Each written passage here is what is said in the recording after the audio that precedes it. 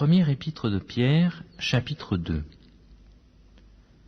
Rejetant donc toute malice et toute ruse, la dissimulation, l'envie et toute médisance, désirez comme des enfants nouveau-nés le lait spirituel et pur de la parole, afin que vous croissiez par lui, si vous avez goûté que le Seigneur est bon. Approchez-vous de lui, pierre vivante, rejetée par les hommes, mais choisie et précieuse devant Dieu. Et vous-même, comme des pierres vivantes, édifiez-vous pour former une maison spirituelle, un saint sacerdoce, afin d'offrir des sacrifices spirituels agréables à Dieu par Jésus-Christ. Car il est dit dans l'Écriture, « Voici, je mets en Sion une pierre angulaire, choisie, précieuse, et celui qui croit en elle ne sera point confus. »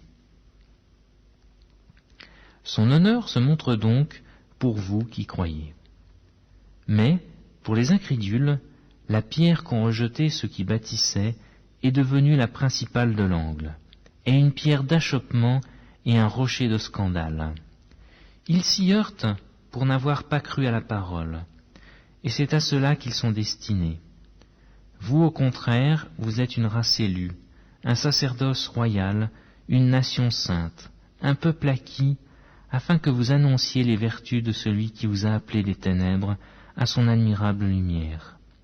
Vous, qui autrefois n'étiez pas un peuple, et qui maintenant êtes le peuple de Dieu, vous qui n'aviez pas obtenu miséricorde, et qui maintenant avez obtenu miséricorde. Bien-aimés, je vous exhorte, comme étrangers et voyageurs sur la terre, à vous abstenir des convoitises charnelles qui font la guerre à l'âme. Ayez au milieu des païens une bonne conduite, afin que là même où ils vous calomnient, comme si vous étiez des malfaiteurs, ils remarquent vos bonnes œuvres, et glorifient Dieu au jour où il les visitera. Soyez soumis, à cause du Seigneur, à toute autorité établie par les hommes, soit au roi comme souverain, soit au gouverneur comme envoyé par lui pour punir les malfaiteurs, et pour approuver les gens de bien. Car c'est la volonté de Dieu qu'en pratiquant le bien, vous rédigiez au silence les hommes ignorants et insensés, étant libres sans faire de la liberté un voile qui couvre la méchanceté, mais agissant comme les serviteurs de Dieu. Honorez tout le monde, aimez les frères, craignez Dieu, honorez leur roi. Serviteurs, soyez soumis en toute crainte à vos maîtres, non seulement à ceux qui sont bons et doux, mais aussi à ceux qui sont d'un caractère difficile. Car c'est une grâce que de supporter des afflictions par motif de conscience envers Dieu, quand on souffre injustement. En effet, quelle gloire y a-t-il à supporter de mauvais traitements pour avoir commis des fautes?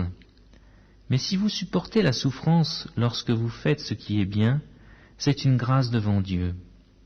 Et c'est à cela que vous avez été appelés, parce que Christ aussi a souffert pour vous, vous laissant un exemple, afin que vous suiviez ses traces, lui qui n'a point commis de péché, et dans la bouche duquel il ne s'est point trouvé de foudre, lui qui, injurié, ne rendait point d'injure, maltraité, ne faisait point de menaces, mais s'en remettait à celui qui juge justement, lui qui a porté lui-même nos péchés en son corps sur le bois, afin que, morts au péché, nous vivions pour la justice. Lui, par les meurtrissures duquel vous avez été guéris, car vous étiez comme des brebis errantes.